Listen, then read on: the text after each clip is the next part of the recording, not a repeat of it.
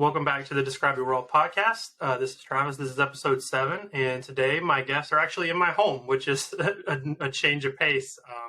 I have my good friends Deana and Kiana. How are you guys feeling? Are you excited to be on the podcast? Super stoked. My cheeks hurt. And so for people who are listening who are not able to see the video version, Deana and Kiana are twins. So I would highly recommend you jump over to YouTube and check out the video because it's a very interesting dynamic to have them both as guests on the podcast. So I hope as we go, I would like for you both to sort of introduce yourselves when you're talking, just so people know, whenever someone different is talking, and that'll help out a little bit. But as we go, we'll just kind of keep everything together and consolidated. Got a lot of topics ready that we can go over with each other, and hopefully it goes really well. So obviously you all made the journey up to North Carolina today. How was that? Beautiful. Scary. Well, Scary. Because of your driving. Do you want to talk a little bit about that, the drive itself?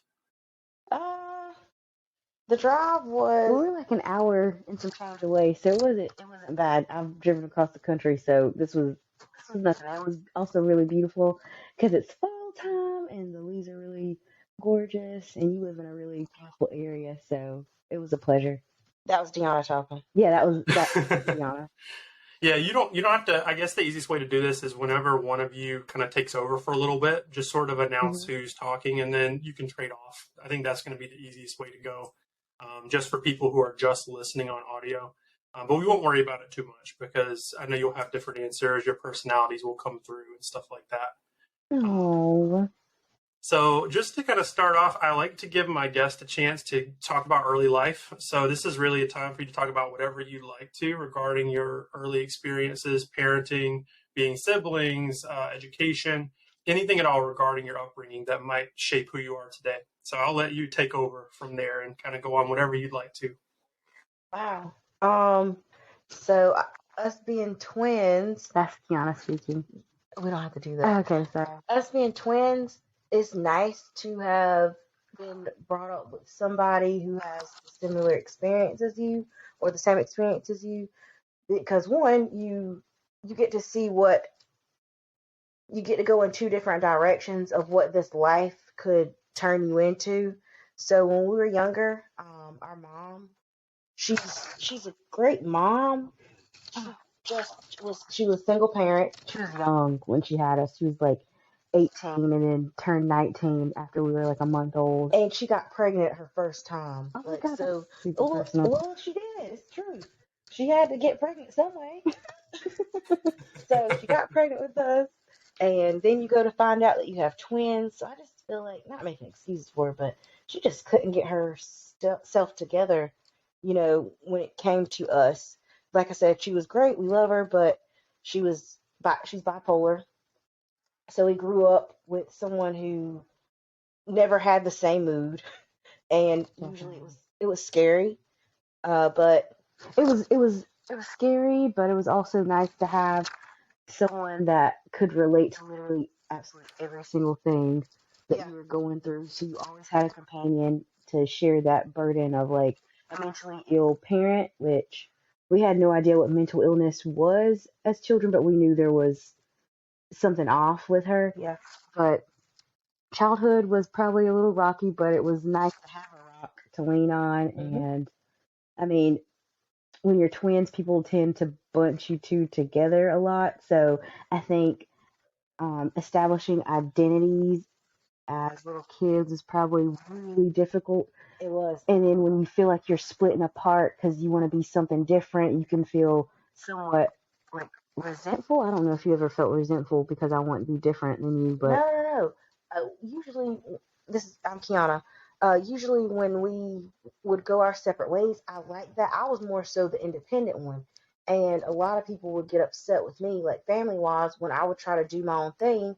Like, you're leaving her out one day, this is going to come back and bite you in the hind parts because she's going to leave you out one day. And I'm like, well, she does have to establish her own life. So that's fine. But they made it out to be, you can't do anything without her and vice versa. So healthy boundaries were kind of hard for me, anyways, to establish. I felt guilty for wanting to do something different from her, but then I also felt a little sad when she wanted to split apart from me. So codependency was probably a huge thing for us. Mhm. I feel like a lot of kids, like if you're not a twin, you're probably not as codependent on your sibling because y'all are different ages, probably different sexes. We were, it was sameness. Like, Watch the same TV shows. yeah. We grew up in a home where we loved, because we really didn't, we didn't start, we weren't able to start going over to people's houses until we were like 15 years old. So we didn't go on vacation. No one took us to Chuck E. Cheese. I didn't go to Chuck E. Cheese until I was like 20 something years old. So we spent a lot of time either outside playing or watching TV. So we would like to think of ourselves as TV fanatics. Any reference, I'm pretty sure we know it.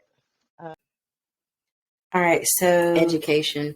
We both went to, obviously, yeah, we went to the same elementary school, high school, middle school, middle school, same building, Yep. same building, very small. So education, well, at least in school, we'll talk about like how we were in school, and then we'll talk about the education. Mm-hmm. So I feel like I was the more outgoing sister, and sister twin. I don't think it matters. You are my sister. Sister twin. So I feel like I was more outgoing. Deana was very quiet, timid. I mean, she wore a jacket in 90-degree weather till 11th grade. Yeah, So, from like 4th grade to 10th grade. I'm going to say 9th grade, not 11th grade. a long time. She wore that same jacket. Educational, on the education topic, I was doing well. I think I stopped at like 4th grade. Deana, she almost failed 4th grade. She did fail. You did fail. So you after she failed that grade, ever since then I didn't fail that grade. You went to summer school. Okay, I went to summer school, but anyways, Just summer school. it was because of like self-confidence. I lack self-confidence. Honestly, going to school, it was like a break from home, but it was also, I felt like, I don't know, there was a void there as well. I didn't feel like there was a purpose. And then in 4th grade, something happened and something snapped in me and I wanted to be better at school. And I wasn't getting help from home with schooling, but neither one of us did. So I didn't get help and I just chose not to help myself. So I stayed in summer school. kind of floundered. Yeah. From elementary school to middle school, and then Education wasn't big in the home. She would tell us to do better, but wouldn't help. So Deana, 4th grade happened. She failed that grade. And ever since then, she just said she never wanted to feel that way again. So education-wise, I think she did very well for someone who was just helping herself out. Then we went to tech, and I played around in school for 3 years. And if you're going to ask if we did that whole twin switcheroo in school, the answer is yes, we did. We switched a couple of times because I was better in some classes than she was or whatever. So And vice versa. we switched. And we did get away with it. Now, some of our friends, they're like, you're not supposed to be in here. Who are you? Like, why are you in here? So some of them knew that we switched up, but the teachers, they definitely didn't know. And then they started putting us in the same classes together. Oh, and now I remember this one incident where we didn't switch classes. I had that lady the next year, and she said she stopped class, and she looks at me, she's like, wow, you and your sister, I had her last year, you all have the same mannerisms. She stopped the whole class just to say this. I guess it freaked her out. She was like, this is not the kid I had last year. Man. So we definitely share the same mannerisms. And I feel like people ask, is it nature, nurture, or Nurture versus nature, or nature versus nurture. like do you naturally have because we share the same DNA, I feel like even if we didn't live together, we would still have the same mannerisms. I definitely feel that way too. Because even when we're not away, I'm pretty sure we're doing the same stuff. I feel like it. Because I can call her. Like, whenever I went away from school, I can call her and had the same experience in that same week or something like that. But back to school, went to the same high school together. Then we went over to tech. Mm-hmm. I continued my education. She kind of got bored with it, and I was failing out. I mean, I was in school for 3 years. It's supposed to be 2 years. It's a 2-year degree, and I was just playing around. So I went back to school at 26, and I transferred those credits over to another technical college. Only like 2 or 3 classes transferred from out of those 3 years of me going. That's not okay. Gianna continued with her 4-year. Yeah. And that was actually kind of a difficult time because in high school, she was the more outgoing one, more flamboyant than I was. And whenever I left to college, I felt like that kind of switched. We switched roles. So I felt like I was able to express myself and be in a community where there were more people that were my age. But that was also the first time in my life that I never had, like, I didn't have my twin with me. So it was also like kind of like she went into mourning for me not being around. No, that was only when you went off to Peace Corps. Okay. I didn't go in the morning while you were in school. I liked that you were in school. It gave me an opportunity to visit a campus. Mm-hmm. I feel like I was still outgoing. It was just in a different way. I know, but I felt like I was always overshadowed from you being outgoing. Like I was always comparing myself to my sister. I'd be like, "Oh, that's the better twin." Like I say that about you now. But anyways, but that was when we were younger, and I would feel like, "Oh, she's better than I am." Like at everything, people like her more. It was true. And that was just me saying those things. Hey, it was true. It's okay. Anyways. But yeah, she definitely broke out of her shell when she went to college. And I would go to campus to visit her. Everyone would stop me. This girl, literally, she broke out of her shell. Aww. She did. Everyone would stop me and say, Deana, it's me. Like, you're talking to me. Don't you know who I am? Like, we just spoke. I'm like, oh, I'm not Deana. And they would look at me like I was crazy. What do you mean you're not Deana? Who are you if you aren't the person that I spoke to last week? So, confusion everywhere. People are very confused whenever we're not together. Or when we are together, people get upset with us. Why didn't you tell us you had a twin? But, I don't know, that's education. Yeah, that's pretty much I went back to tech and graduated. Whatever you think like life would be like for twins in school, that was pretty much. But we got along. Like, even though we were trying to find our own identities, I adore my sister. We fought, and I look back and I regret fighting with her because, like, you realize, like, wow, I love that person. Why would I ever fight with that person like that? So we did fight a lot, but we love each other. Yes, truly. Yeah. So no one messed with us in school. Do you think that the twin dynamic made it easier or harder for you to develop your individual personalities? Because you think about it, you've got like this comparison value all the time. I mean, you were even saying it, people would say, oh, you're this one or you're that one, but in reality, 2 different people. So I'm just curious, going from like childhood to college age, if it was better for her to be there or your sister or more difficult. Well, me, Kiana, being the outgoing one, I never had an issue. And now she just said that about me overshadowing her. It makes sense. I never thought of it that way. No, I totally felt like that, but it's not to say it in a negative way. Yeah. It's just that I would do that to myself. It's not like somebody would be comparing you to me, and then I would be like, oh, well, exactly. It was never that, because it was easy to develop an identity. Most of the people that we went, it was a small school. Anyone that I was friends with, she was friends with. Which I heard that's actually really common. Like 50% of twins share, like their 50% of their friend group is like part of the other twins' friend group. So now her college friends, I'm friends with a few of them, and when I'm around, they call me Deana, Dean. Like, so we're it's like we're the same, but we're different, but we really are the same. When it comes we're individuals. When it comes to our heart and how we listen to people. See, this is where the confusion happens, because it's like we are the same, but it was like, but we're not the same. But we are when it comes to how we treat people. Okay, so it makes it easier for them, like your friends. Okay, but that's different from our identities. Like I do, and I don't feel like developing like myself as a person separate from you was hard. It was, but it wasn't. Like, I don't know, in some aspects. I'm trying to think of an example. Do you want to help me? Of what? Developing our identities and It being easy or it being hard. Like, I just don't feel like it was hard. And most twins would probably have a hard issue doing that. I do. I feel like sometimes I felt guilty for wanting to be different. Well, then that's on you then. Okay. I didn't. Well, then that's for me. And that's why I'm saying that as an individual. I'm not trying to clump you together. Sorry. Yeah, I don't think it was hard. Travis, are you trying to start a fight? He's trying to start a war over here. I'm extremely entertained by this, and I think people that are watching and listening will be extremely entertained by it.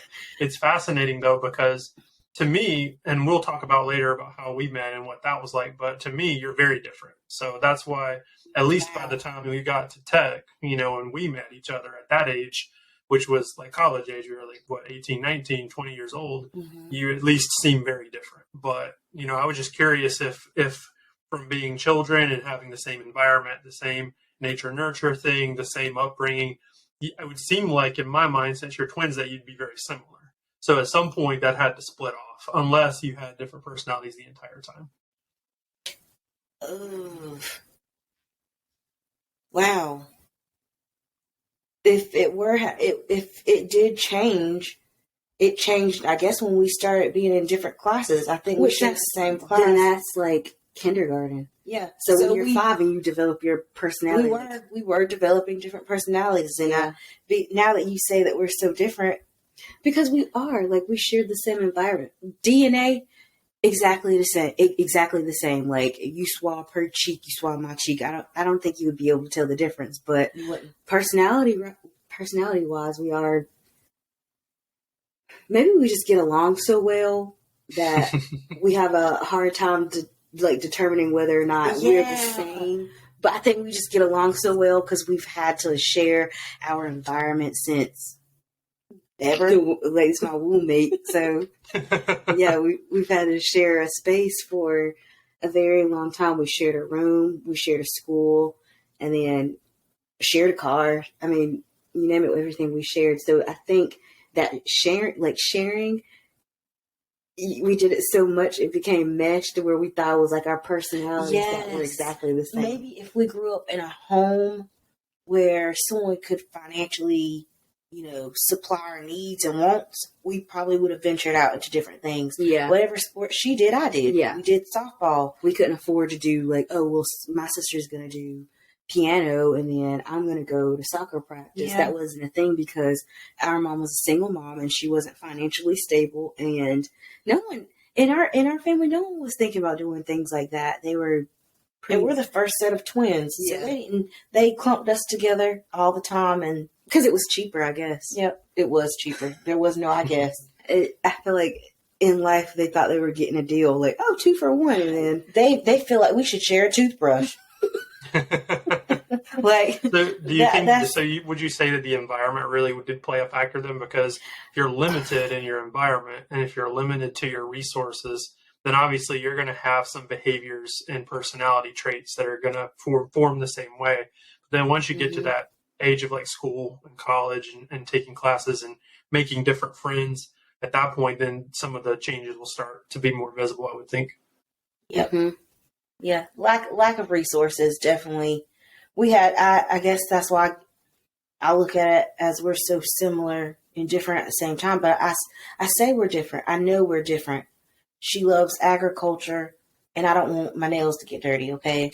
But I'll do that for her because that's what she wants to do. So if we had the option when we were younger to have split off and be different people in sports and, education and all, I don't know if we would have been as close as we are right now.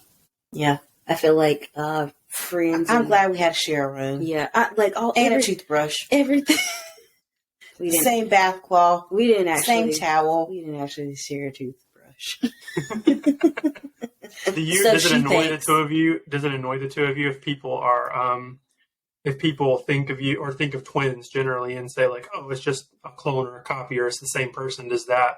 I mean, because in my mind, it's a little bit dismissive to not assume that you're both extremely important individuals who are distinct from each other. I mean, they wouldn't be wrong. We kind of are carbon copies of each other. You know, we split from the same egg. I mean, scientifically, we probably are clones. Aren't we? I mean, we're identical. Genetically, like we are. But I'm not offended by that.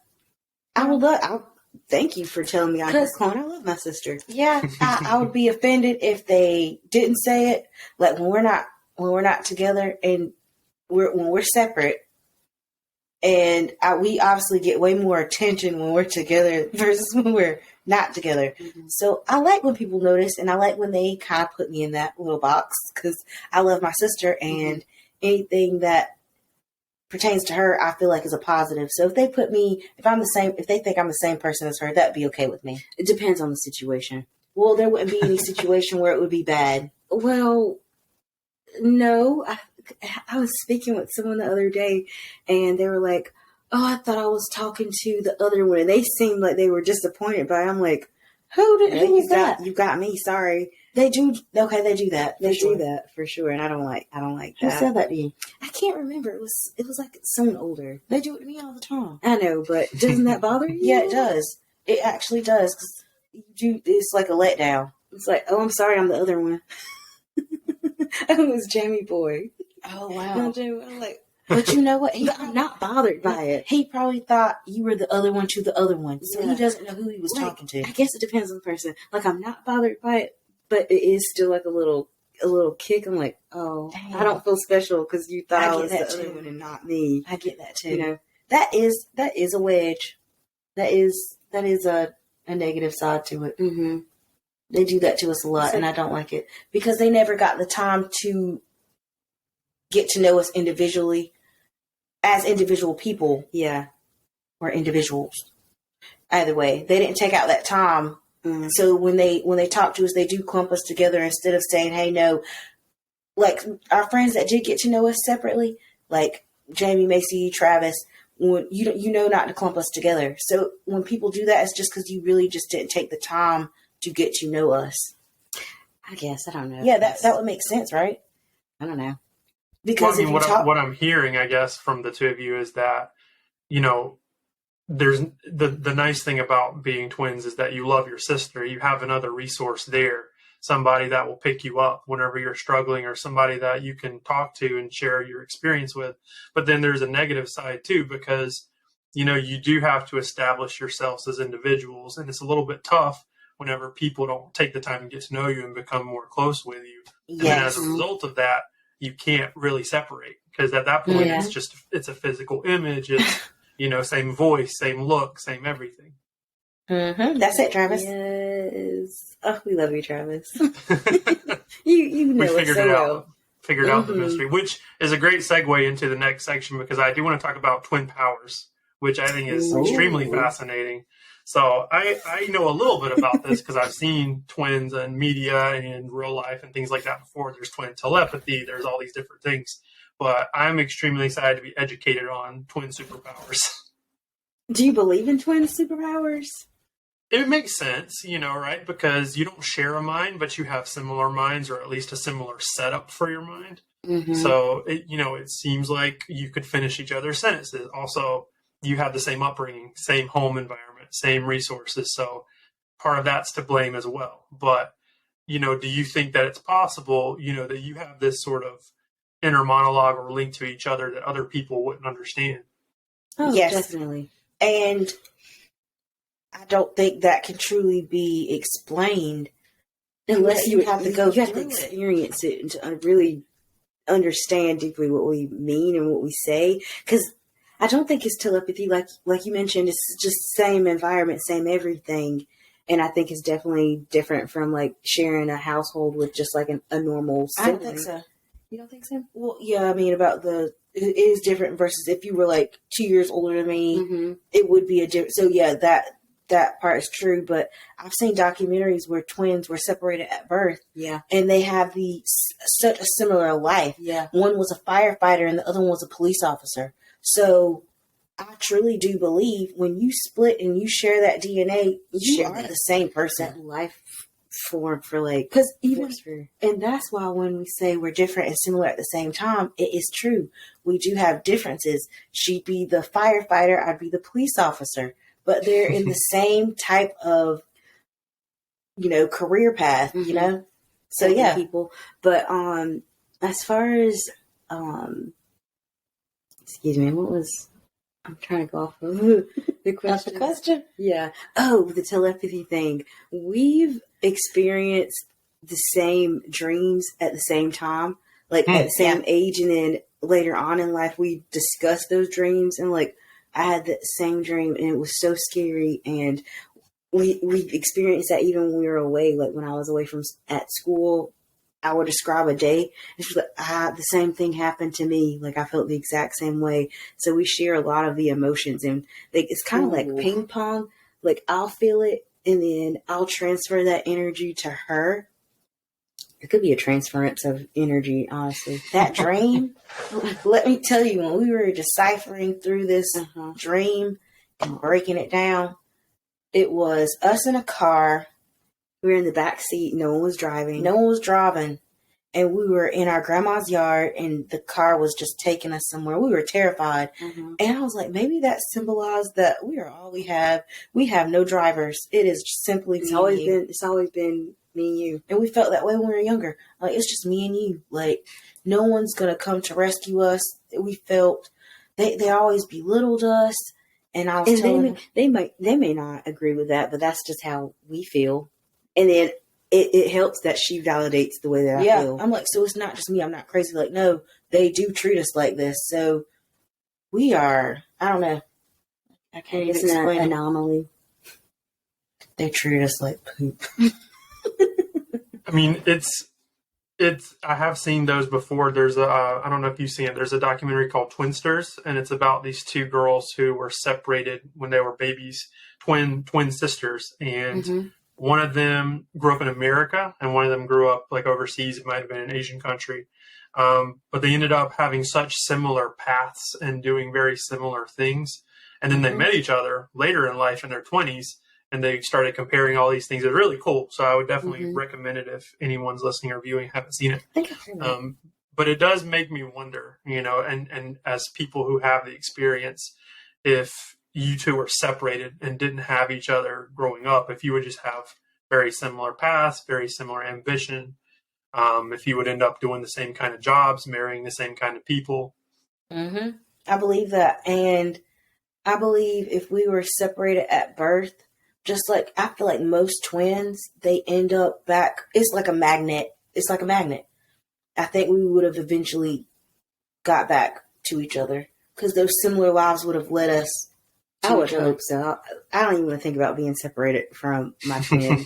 We always say if one dies first, then it's not long after the other one's going to follow. And we've been saying this ever since we were kids. Yeah. Like we felt If it. it's natural, like, but we also eat differently now too, so the foods are gonna take me out. The foods are gonna take me out. So if it's poison, Lord, don't say that. But I think even if it wasn't natural, if she passed away from cancer, I would die from a heart attack. Like her, Heartbreak. Like I would croak. My whole body was shut down. I don't know. Sometimes I I forget feel the like medical term for it, but there is a phenomenon in medicine, and Catherine would be more of an expert on this. But if somebody's married for 60 years and one of the two spouses pass away, typically the other spouse dies fairly quickly after. Like it's just sort of like a broken heart syndrome kind of thing. I mean, I could see that personally. I mean, I would hope that the other twin would live on a long life happily, but I don't want that. She'd be able to do it before I would. I'd croak on scene if something happened to her. Like, on site, it's over. She would be able to at least live another 10 years. I broke my hand, and she's been having like phantom pains in her right hand.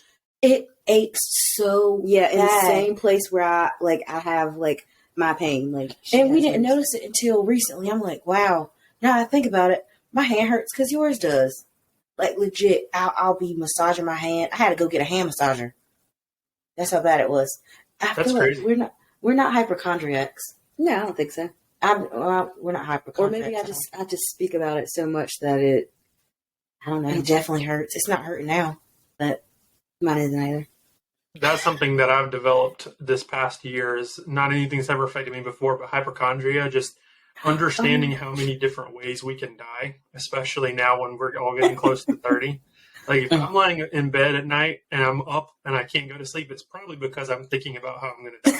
Oh, It's a weird thing. I did that too. I'm like, I could go to sleep and not wake up, so I won't go to sleep. Like, because someone is doing it for us. It's a higher power that is waking us up. And I'm like, she could choose to eliminate me right now. I'm like, I'm not going to sleep. I mean, they're going to get you whether you're sleeping or not. We could die right now. Isn't But Travis, you keep yourself up at night worrying about those things. Not until recently. It's really a more recent thing, just because same. of different health problems that we deal with, going to the doctor and doing appointments and things like that. It just becomes so much more real, and you realize mortality and how, things are going to start failing sooner rather than later. And we're not going to be prepared for it because who is? Right? So that's what bothers me, is just that there are an infinite number of ways we could die. So why not think about them and worry about them? Yeah. It's crazy because I always used to think, oh man, if an airplane just came down and just tapped the house a little bit, we'd be billionaires. I'm like, I just need an airplane just to tap the corner of the house. Or when you're crossing like the Walmart parking lot, you're like, let a car hit me. I'm getting like free. But tuition. you don't want that. I don't want a plane to come out of the sky and tap nothing on the house on me, because you will die. They're fatal. It's never. Oh, I survived this airplane crashing on top of the house. Okay. Anyways, but when you're in your early 20s or just 20s period, like, you just feel like you have so much longer to go. Like, I'm gonna be young forever. No, you're not. You're not. It's over. You're gonna be 30. 30 is. Why is 30 the bad number? I don't know. I think it's because of, it's kind of like the philosophical idea of like the blank slate. So when we're born, it's blank, obviously, because we haven't had any experiences. But every single year, you learn more and more and have more experiences. I think it's like some kind of magic number. When you get close to 30, you've had just enough that you start to form an understanding of your mortality. I don't know if that's true, but that's what it feels like for me, that I'm just at this point now understanding enough. Whereas when I was little, I didn't know what cancer was or what kind of things could kill me. You're right, Travis. That makes complete sense. I'm going to have to go and do some soul searching on that, deep dive into. But I want us to be okay with turning 30. Like, just doesn't sound as fun as 20s, but if we're already at 30, 60 is around the corner, because it didn't take no time to get. And I sit with elders. It doesn't look fun. The medications, the pill box, the creaky legs. The pill box with Monday, Tuesday, Wednesday, Thursday, Friday, Saturday, Sunday, Monday, Tuesday, Wednesday, Thursday. Yeah, it doesn't seem. And it's just, you repeat that cycle. And I don't want to be 65 retiring. I want to retire today. And then live out the rest of our days just having a party. I don't think you should have to work for 80 years. That's stupid. That is dumb. Another thing that I'm curious about, sort of staying on the idea of the twin superpower, twin telepathy. Some twins, from what I understand, will separate at some point and, just have kind of regular acquaintance-like relationships, and probably less so for siblings and twins. But you guys are fairly dependent. Like, you guys have stayed together pretty much the whole way, other than maybe a couple of times when you separate off. So I'm curious if you wanted to share anything about that, what that experience was like to be a part. Well, when it happened, it wasn't good. Not for this one. Like, I was the one that was kind of leaving away or making the split. So I kind of I coped with it way before she did. But it wasn't good on her end. She actually experienced like moments where she was like in mourning, like I had died or something like that. Yeah. And it wasn't good for her. College, she left in 2015, and it was random. I have an issue because she does things last minute. She doesn't give me time to prep. college was last minute, and then we were packing her up and sending her off. So when I would get home, I would pretend that she was still there, and I would call her name out and say, Grandma sent us a plate. And it took me a while. I got through it. I just started finding my own. You know what? We separate, but we still, because we had already, I guess, established our own identity. It was hard not to have her there, but I'm like, I have friends. I have my own life. I have to work. I have to keep living. Mm-hmm. The second time it happened was when she was leaving to the Peace Corps. Once again, last minute.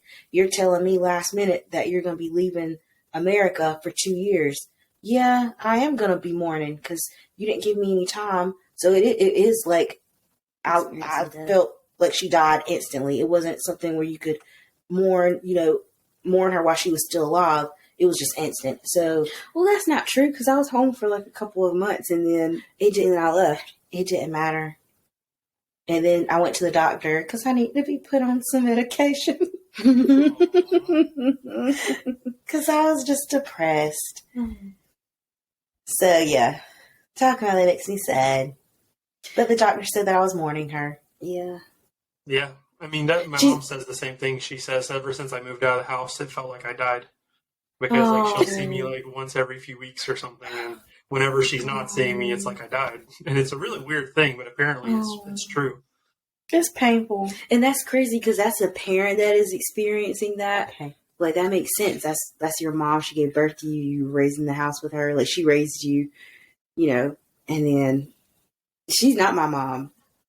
We're sisters. We're sisters, but she still felt that, like, she was tethered to me like that, like how your mom's tethered to you, and she felt that. Mm-hmm. It helped. Whenever she could, she would call me. So we definitely, like, she was in another country, so we would communicate through WhatsApp. And that was what kept me going. Like, anytime she called, I don't care what I was doing. I could be in the middle of a conversation with someone, like, sorry, my sister's calling. I gotta go. Like, sorry. Yeah. And it got to where, because what she was doing, you're volunteering, so you're not making money. And here I am trying to go back to school, working 3 jobs and trying to take care of her. And it was really all on me. So Mama started calling me Deanna's mom. So I felt like her mom and twin sisters. So I had a huge obligation to make sure that she was okay. College, felt like her mom then. She needed to be able to communicate with me. So I went and bought her a phone. I would have never gotten on a phone service plan if it wasn't for me and Gianna having to communicate. Like, I have to know you're safe. Yeah. And all of that stuff. So it really just turned into me being her parent as well. And because we weren't loved like we were supposed to be when we were little, I treat her like a child now, like she's mine, because I try to nurture that child, that baby Gianna. And we grew up in such a toxic home that we were fighting all the time. We loved each other, but we fought like cats and dogs. I think that was the way that we showed love, because, I mean, I don't think we really knew how to, like, I don't know. We didn't have, like, the best example. That's not how you show love. I know, but we were, like, products of our environment, so. I've definitely become a mama bear. I'm her mom. Which one's actually older? Who was born first? I'm older. Deanna. By 2 minutes. Deanna is older by 2 minutes. She called me her little sister yesterday. It's her little sister. Is it a difference? Well, I think there is a difference. In 2 minutes? I think I'm old. Travis, what do you think? No. If you care enough that you're gonna, you want to make a point to say who's older, then yeah, 2 minutes counts. Thank you. But if you guys were born within 2 minutes of each other, I don't know that a lot of people would care. I care because that's just my personality type. I want somebody to win. But okay, I'm the winner. Loser. You're older than you're old. You'll be 30 before I will. How about that? You're old. No comment. What time of day were you born? We were born at night. Yep, but we weren't born last night. But we were born at I was born at 9:50. You were born at 9:52. No, it was 46 or 48, and then I was born at 9:48 or 9:50. Oh man, that's another thing with twins. I'm not even sure I'm Deanna. Like, I'm not sure that's my name. They sat us down at the doctor's office, and my grandma went with a family friend, and they painted our toes. And they sat us down. My grandma was like, "Okay, well, I have the purple one, you have the red one, or whatever." Mm. And they were like, "Oh, Lord, who had the purple one and who had the red one?" So the doctor had to come in and get like our feet. Oh they took the prints from our feet. Yeah. So so you can be pretty sure which one's which. Okay, but what if they switch the names up with the prints? Yeah, no, not only that. Yeah, you got it right at the doctor's office that time, but what about the other times? What about when you took us home and there was no like paper to compare? Like the I don't know who I am. I mean, that simple. In my mind, there's some cool story that you could develop where at some point in life, whenever you were before you were consciously aware of your identity, someone could have switched you and you would never know. Mm-hmm. That's true. But I also think that it's really just a name, right? Because at that point, you're still individuals. It's just the title. That's true. Yeah, but I want the right title. Travis, you literally just said, I need those 2 minutes. Like, I need somebody to win. I need that title. Okay. True. I guess at this point you're going to have to just chalk it up to fate. Nobody wins because you don't know. Exactly. We're both losers. We're both losers. we're both. But we could have said we're both winners. No, we're both losers. We lost. Glass half empty type people. I guess so. So I do want to go into, because you both mentioned before recording that you wanted to ask me questions, and we collectively wanted to talk about how we met each other, which I do like to do this with some guests because some of the people I have on are friends and people I've known. And I will, just to add some context, we met in college, so we were 18, 19, or at least I'm assuming we're pretty close, but I was like 18. Mm-hmm. We've been friends for 10 years, which is kind of crazy. Yeah. Mm-hmm. Man, we were little babies, and when we met you, I've never met someone so smart. Not only so smart, but like who knew who he was. It seemed like it was like that. Yes. For sure. So that automatically, I feel like a lot of people were intimidated by you because of your brains. Because that you were on top of everything. You said we met in college skills. They were teaching us time management, and here you are, 18 years old. It was mandatory. That's the only reason why he was in that class. That's it. There's no other reason why you were. You should have been teaching the class, honestly. So I feel like a lot of people were intimidated by your mentality, but I feel like that attracted us to you because one, we like challenges and we love getting to know. We have all sorts of friends, like all varieties of friends. So you were just one of those ones that we were interested in knowing. And how are you so smart? Like, literally. I mean, I think in places where I excel, like knowledge or book smarts or just the skills required to succeed in that scenario, there are like weaknesses too. So like my social skills, and still to this day, social skills are a weakness because I don't interact with people very well. I think everybody's kind of like that, right? You excel in some areas and you fall behind in other areas. So, in an academic setting, I come across fairly impressive because I work hard and I'm good with tests and quizzes and all that stuff.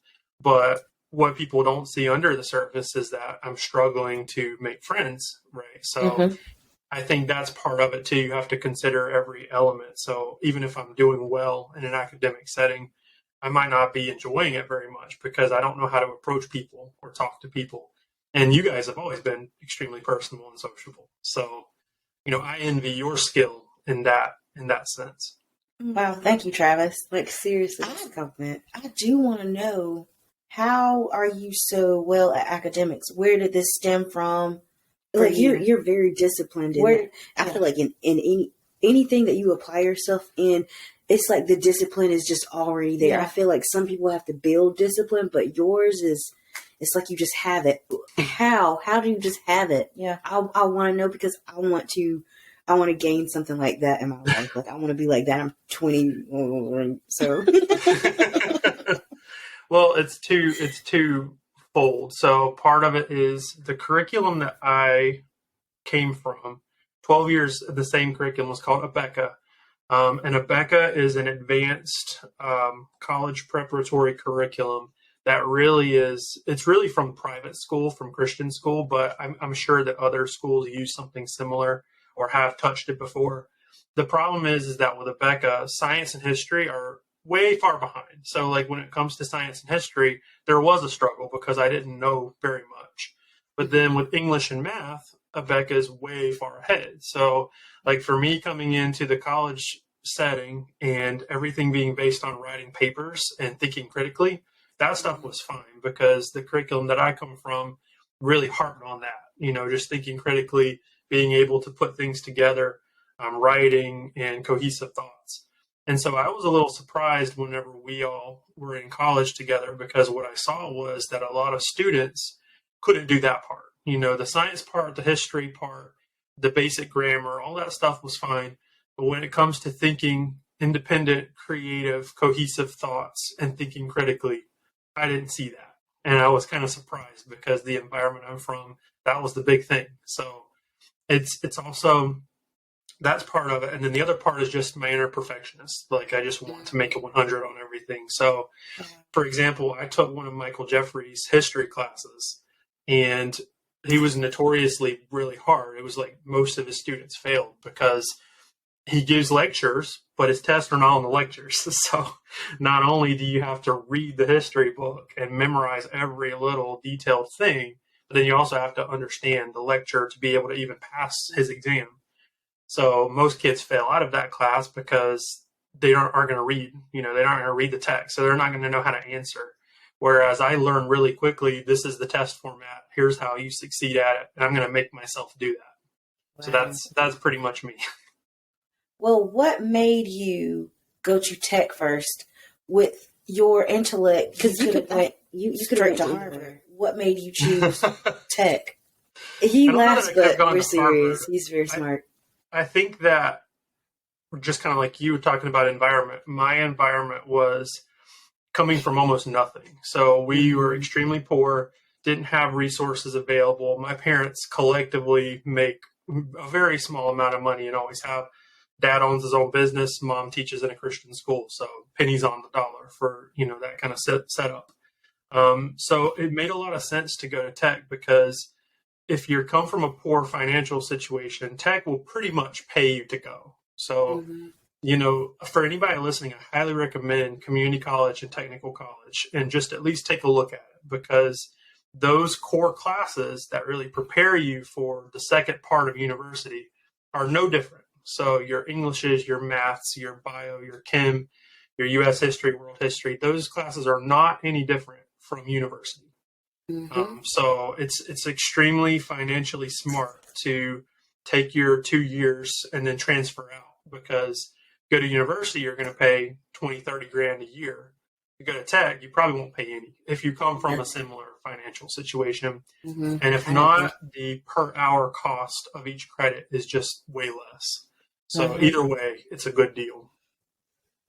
That is facts. It was definitely free to us. Yeah. And then you get a little bit of money back. So basically they're paying you to go to tech. You basically get paid to go to tech. Yeah. I didn't do my job well. I do not regret any decision with going to tech first. We got to meet you there. That was probably one of the things that stands out the most to us during our time in tech is that, like, man, we're so thankful that we got to meet someone like Travis. Travis is the only Northeastern tech friend that we still talk to. Yeah. I don't speak to anybody else. Like, if we speak to anyone from Northeastern, it's because we had a prior relationship with him.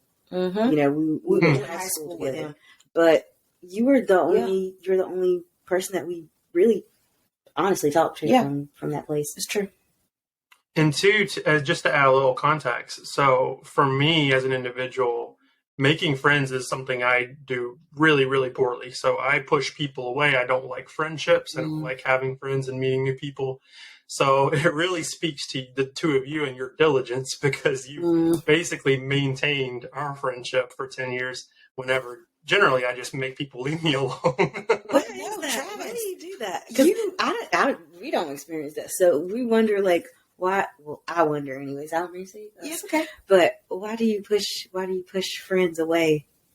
I don't know. I think part of it is whenever I was younger, well, so this is going to go off on a tangent, but that's okay. So when I was little, I love animals. So we had a lot of pets, like dogs and cats. I would just hold them all the time, play with them. But what I learned is when you live in the country, down a dirt road from the highway, your animals just kind of die, like all the time.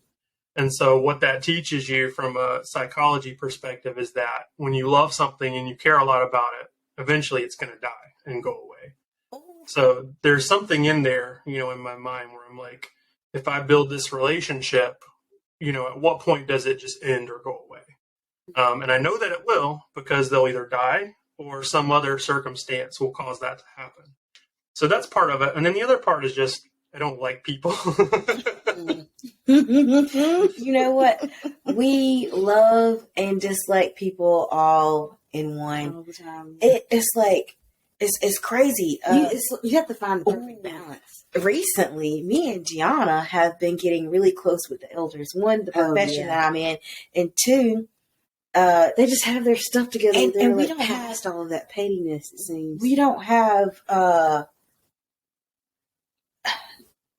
We don't work 9 to 5. So when we're out during the day, everyone else is at work. So we run into a lot of elders. Yes. And then also the job that I'm in, I wrote my first application for a young couple in their 20s for the first time. And I was like trying to figure out how to work this application. I sit with elders, and we have been building a lot of friendships with like people in their 60s and 70s. And it's been thoroughly enjoyable. Mm-hmm. I mean, I don't want to be old, but I want to have old friends. Yes. I want to have older friends. They're not, I don't want to say they're old, but I like older people because I'm hoping they'll leave me some money. That's not. That's not. Cool. I'm just kidding.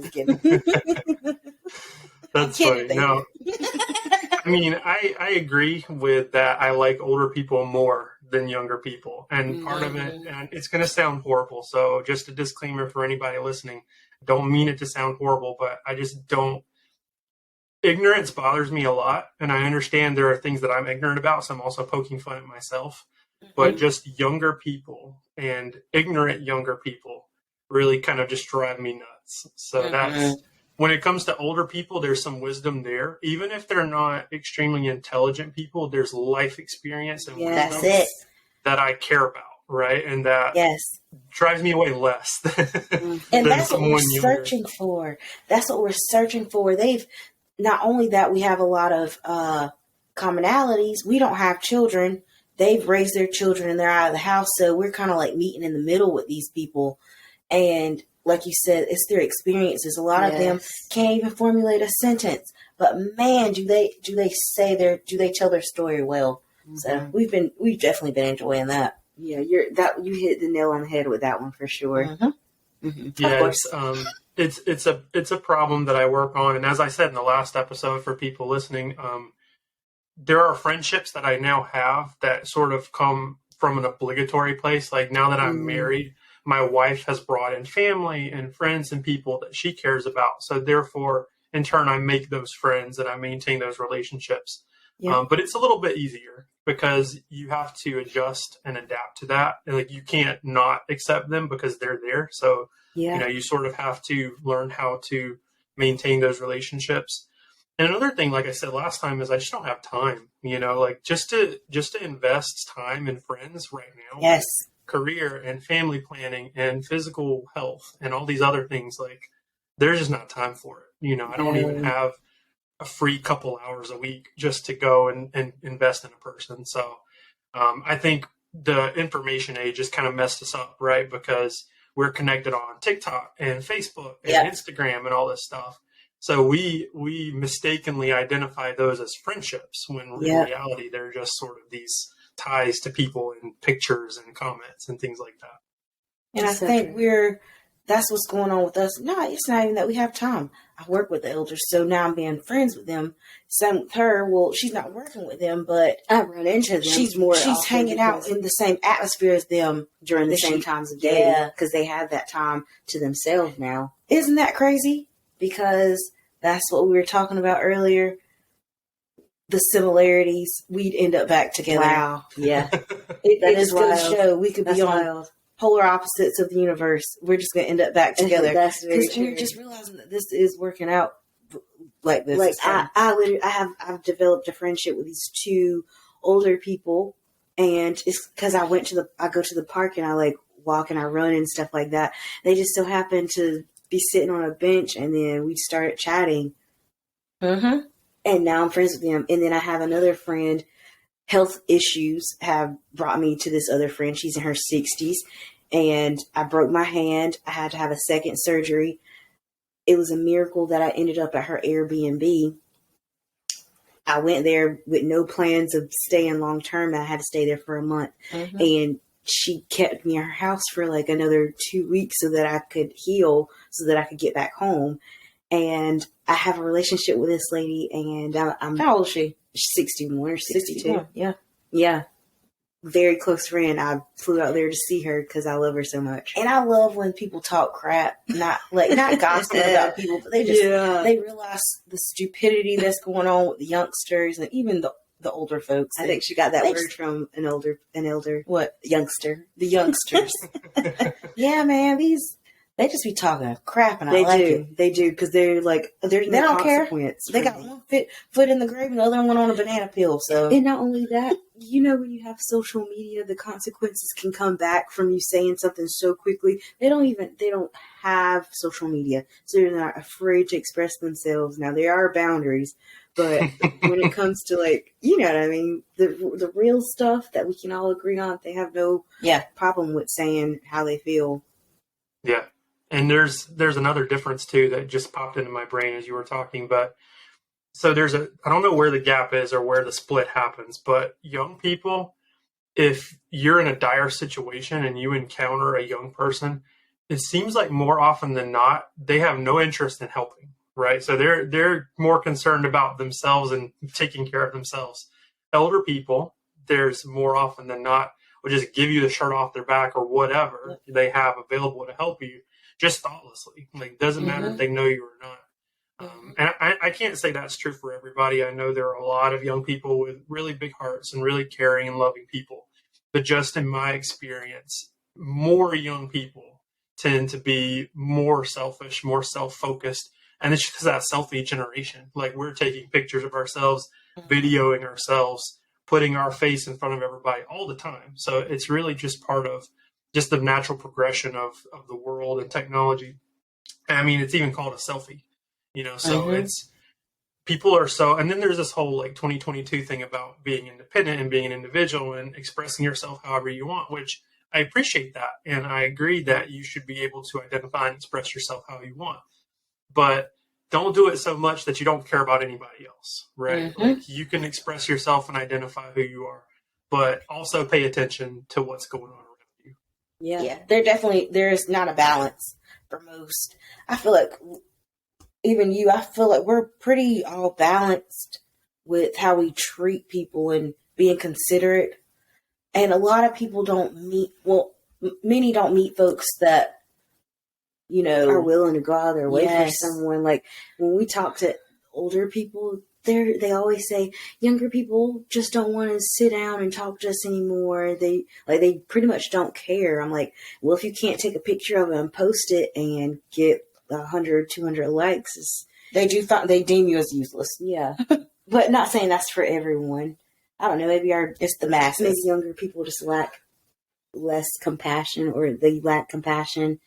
I think elderly people are more compassionate. I know when I broke my hand, it made me and my foot, it made me more compassionate towards older people. Not that I wasn't already, but it made me even more empathetic, because, man, to slip in the shower or to be fearful to take a bath and then break something. Oh my gosh. I feel for them. We need to talk about the instance when her little, what is it, the little walker you had? That's all I want to tell folks earlier. Yeah. So, please go for it. When she got hurt on the farm, I had to go and fly all the way to California, leave work and, what I had going on, to be over there for a week. And we were heading out to the airport. I mean, it was just a lot. I'm carrying a walker, a wheelchair, a dog, the bags, everything, driving her. The rental car. giving her pills at night. Like, I'm literally her mom. My little cousin, not to throw this on him. No, listen. He forgot my walker. He forgot my walker. I was saying, don't trash him. It's okay. Bless him for coming out there. Yeah. No, he forgot my walker at the Airbnb. So we get to the airport and it's over an hour away. Our plane is about to board in an hour. So I'm like, where's my walker? She flipped out. When she's in pain, she's like miserable. She's on Percocets. So she's like, I need my walker. And I'm like, I lost it. Like, I just figured we could just like pick her up and we'll get a walker later on. She's like, those are my legs right now. That is my leg. That's my hand. The walker was customly made for me. It was customly made for my predicament. So when she was like, we'll get another walker, I'm like, honey, you just don't understand. If I don't have that walker, I'm not going to that airport. I'm not going anywhere. I can't move. Like, so I throw her in the car. I'm like, let's just get in the car. We'll go back. So I'm flying back to, was it Ukiah? Yeah, our friend met us halfway between to get this walker. Y'all, that was so frustrating. So then we get to the airport. We miss our other flight because you had like 10 minutes to get to the other slot. Here she is, handicapped. I'm carrying the walker on one arm, picking the dog up to put him in her lap, pushing her, getting our bags. Honestly, what we experience, I feel like that's something only a mother would do for a child or either a spouse would do for their significant other. But to have my twin sister just drop everything. That's right. I don't have no legs. I was her right hand and right foot. I'm just being dramatic, but she went out of her way to take care of me, and no one else would have been able to take care of her like I'll take care of her. Mm-hmm. Not even our mom, because Deana and I have an understanding. Like, the whole time I was taking care of her, we were watching TV, stuff that we like. Yeah. Just the way I was taking care of her, I just don't think anyone else would have been able. It's the way that we soothe ourselves that are. Yes. It's very similar. Yes, they don't know how to soothe her. Yeah. Because they don't have that. The way that I self-soothe is the way that she self-soothes. Yep. So that works out. Anyways, that happened, Travis. On to the next. It's really beautiful. I mean, you have a person basically that's available to you. I mean, like you said earlier, you would come anytime she called, no matter what the situation. Mm-hmm. And so a lot of people can't say that. Even with siblings, I would say, they'll respond to each other and they'll be there for each other. But it's not like any time you call, I'm answering the phone. I feel like that with my parents. It's not every time I'm going to answer the phone. Sometimes I will. Mm-hmm. For sure. And we can vouch for that because we're friends with people that have siblings that they're a few years older than, and they don't communicate like we communicate. They don't have, like, they love each other, but it's not the same. It's not the same kind of love. It's not at all. And that's multiple people with siblings, and I've never seen that bond with anyone else. Awesome. Well, do you have any other questions or anything to say about, our friendship or college life? I don't think so. I mean, it was an experience. Thankful, like, that we had it. We still talk about it to this day. Like, man, Travis is, like, we're still friends with Travis till this day. I will say, you made the comment that we were more so doing the keeping it together. I think it's you. Like, I do feel like, which I think it's all of us now. Mm-hmm. Like, when I can't respond or when I'm busy, I have text you that, like, she feels the exact same way. So whatever she says, like, I feel that I'm agreeing to it. Like, I may not respond, but like, she's got this. Mm-hmm. But I feel like we've been communicating very well. Yeah, but the thing is, like, you can take up for some of my communication, and I can take up for some of your communication. Yes. But there's no one to take up for Travis's communication. So if Travis does not respond, there will be no response. That's it. I'm just going to be texting my sister. So for you to, like, respond to us and still, like, help carry, like, some of that friendship, like, thank you. And he hilarious, like, and it's more so in text than when we're conversing, because it can like, you have, like, this dry humor. Do you realize that you have, like, a dry humor in text? Over text is hilarious. I think that I am a moderately funny person, but I think that the two of you just find me very funny. I think that's more accurate. Like, you can ask Catherine later on. Catherine, there are a lot of things that I do that are really funny, that I couldn't communicate to you in text because I just act a certain way at home, and it's really funny. But no, I don't think I'm extremely funny. I think you just find me very funny. Okay. And I think part of it is just because I'm so strange in the way that I communicate, the words I choose, that kind of thing. It sort of throws you off a little bit because nobody else does that. I love it. It's so refreshing, and I feel like every time that you say something, I'm like, wow, I just learned something. I can speak like that because Travis speaks like that, so I can learn that behavior. But I feel like I learn something new every time. For sure, even text. For sure. Like, wow. There's something kind of funny, and this is not to brag on myself at all, but it's kind of funny. So at Tech, we had a professor, and he's still one of my good friends, someone I care about a lot, named Mark Nakamus. And he's like a father figure to me, or at least he was more so a long time ago. Because I would just kind of worm my way into his office and have like 2-hour conversations with him when he was supposed to be working, but he let me in. So there we go. But so they used to, the English teachers at Tech used to use a software where they would run all our papers through. And I forgot what it's called, but basically the software would check for matches on the internet. So like if we stole something from the internet, it would show them a percentage of what was stolen and that kind of thing.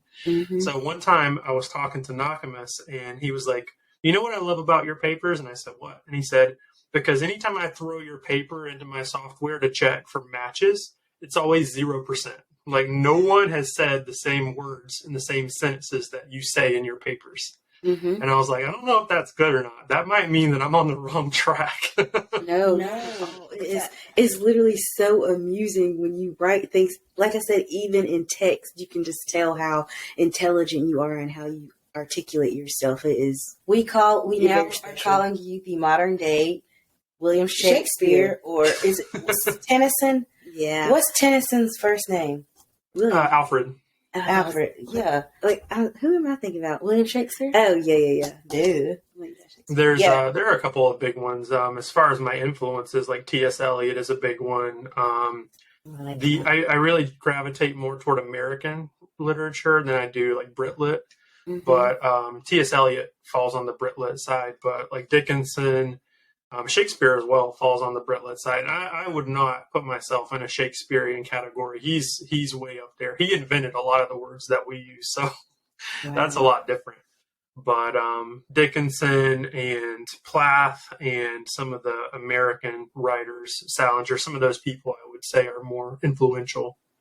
Salinger, he made that book with the orangish cover.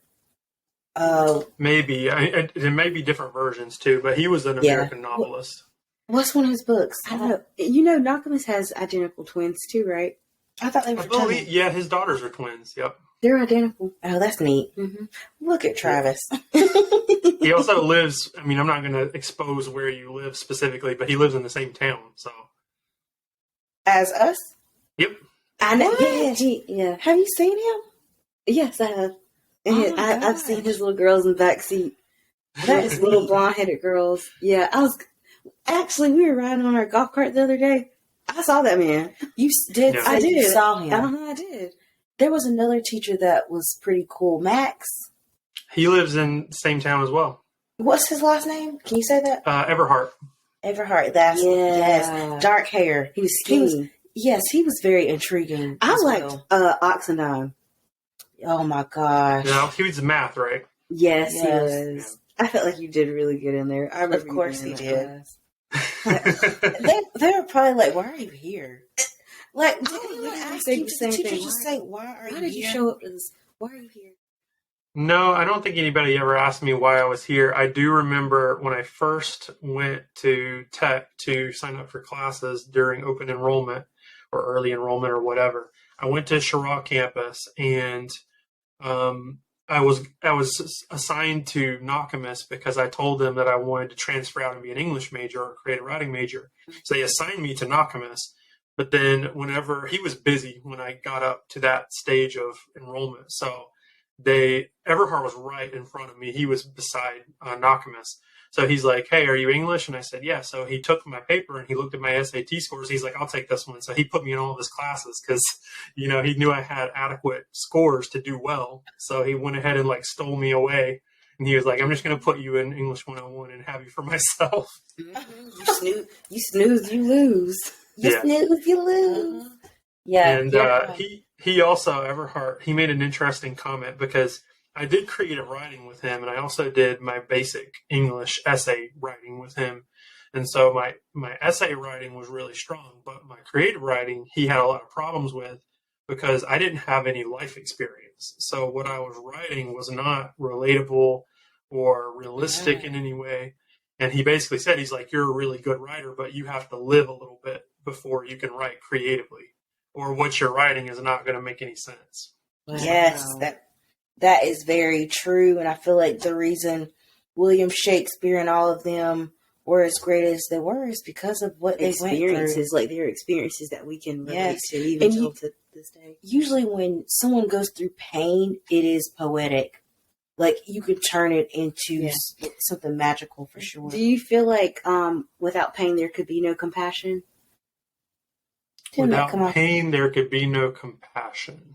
Mm-hmm. Like those people had to experience like life in like a painful way in order for their work to, translate over to us. I think that there is an innate sense of people, like there are universal laws that we understand. Like I can't go kill a person, and that's not because somebody told me not to. It's because I sort of instinctively know not to. So I think there is an innate compassion that we have generally for people. But yes, I do think that if you experience pain and suffering, generally you're more inclined to show compassion to someone. Yeah. Right? Because you don't want that other person to feel those same feelings. Yeah. And to go through it, how I was going to put this, because you were talking, I was like, that is so true. Anyways, I forgot. I also do that. I forget. Do you ever forget like that? For sure. That's another part of that thing that keeps me up at night that makes me think I'm going to die. Thank you. What?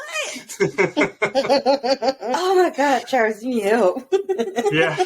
I mean, I'm a huge skeptic when it comes to therapy, but lots of people say it's really good. So yeah, just a little bit. Travis. It's just it's really just laying it all out. It is. It's having someone to talk to without being judged or, because they don't know you, they're not biased. So that's really what it's for. It's just to lay all your problems out. Not that they're going to solve them. They'll give you solutions on what could be better for you. Yeah. What questions do you have about podcasting? Because one thing we talked about is potentially just going over how to become a podcaster or how to create a podcast, just because listeners may be intrigued by that. So sure, we could, if you have questions, we can talk about that too. The mic that you have, do I have to have something that extravagant? So the audio you're recording right now is pretty good. So like, for example, basic stuff that you need, camera, mic, and some type of software to record it. Like so here's the thing. You can either do your own editing, your own like edits and putting files together, or you can have a software to do it for you. So I fall in the latter camp. So I am inputting audio and video into a software, and it's going to give me basically the podcast. I might do some minor editing and some minor things, but for the most part, it's 90% ready once we're done. How does it do that? How does it know that you want these clips in there or not in there? Like, how does that work? So there's a lot of manual control for me on my end. So if I need to stop what we're doing, I can stop it. But then once we're done, so Riverside, so shout out to Riverside, is what's hosting our podcast right now. We're in a room, and so Riverside hosts our room for us to record. Once we're done, Riverside's going to give me your video, my video, your audio, and my audio to do whatever I want with it. So if I want to remove part of it, I can do that. If I want to combine parts of it, I can do that. All that Riverside is doing is collecting it. So that's really the setup that I wanted, because it just removes a lot of the manual labor. Wow. What about, so have you always wanted to do a podcast? No. So it's a funny story. I was really burned out by work. So I am not passionate in any way about IT. but it pays the bills. It's a good career, but it's not my passion by any stretch of the imagination. My passion is storytelling and narrative and writing. I've learned over time that creative writing is too time intensive for me to legitimately do, because I would need a lot of time to write good, meaningful work and publish it. But doing this, I still get to tell people stories, but I don't have to exasperate all that time, right? I can still tell the story, put it on the internet for other people to experience it, but it doesn't take me hours and hours of work to do it. So podcasting is sort of like a passion project. It just sort of evolved out of an idea to create, and being burned out for the most part.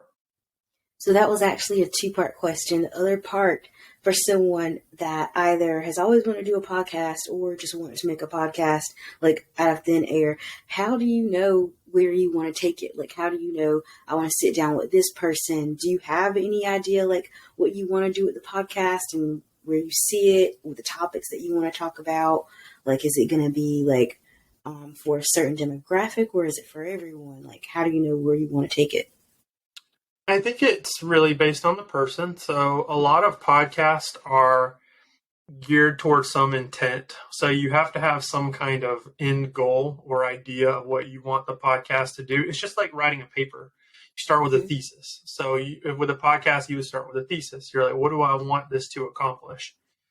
So for me, Describe Your World is developing a deeper understanding of the world around us via the stories of ordinary people. But you might have a different goal. You might want to talk about careers. You might want to talk about faith. You might want to talk about finances. You might want to talk about what you do on a day-to-day basis. So there are a lot of podcasts that I've listened to that are just the individual telling what they're doing on a weekly basis. Mm-hmm. So it really is based on what you want to achieve and kind of your vision for that.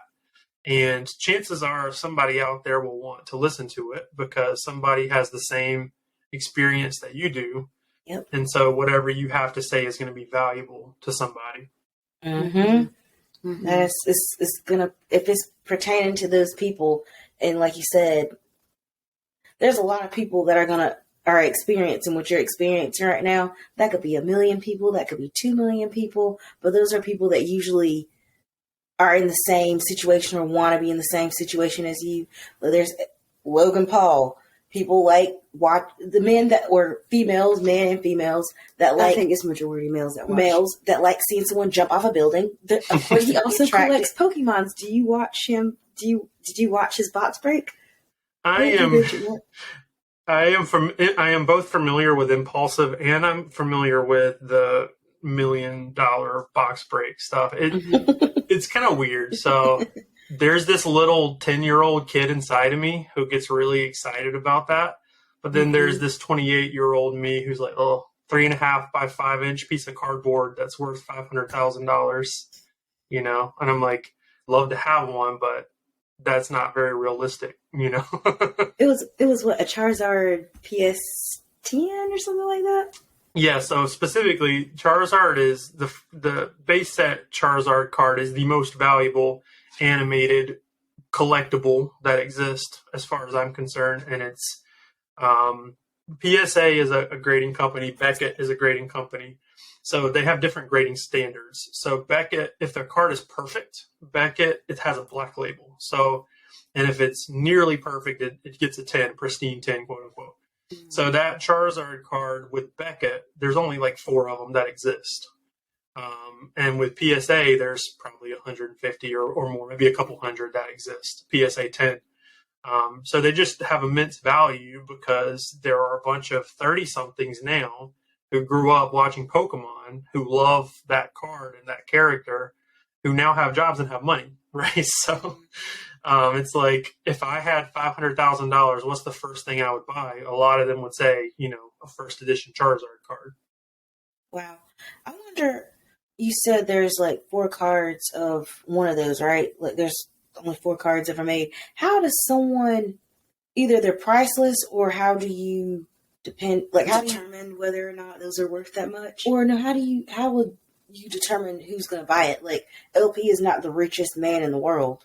So if this was one of these 4 cards, how do they say I'll sell it to you? Like, do you know how that works? I guess whoever has a little bit. So I can help out a little bit with that. So there's a guy in California. I think he lives in California. His name is Gary, but he's called King Pokemon, and he's been collecting Pokemon stuff for decades. So back when it first came to America, he started buying it in bulk, buying lots of it.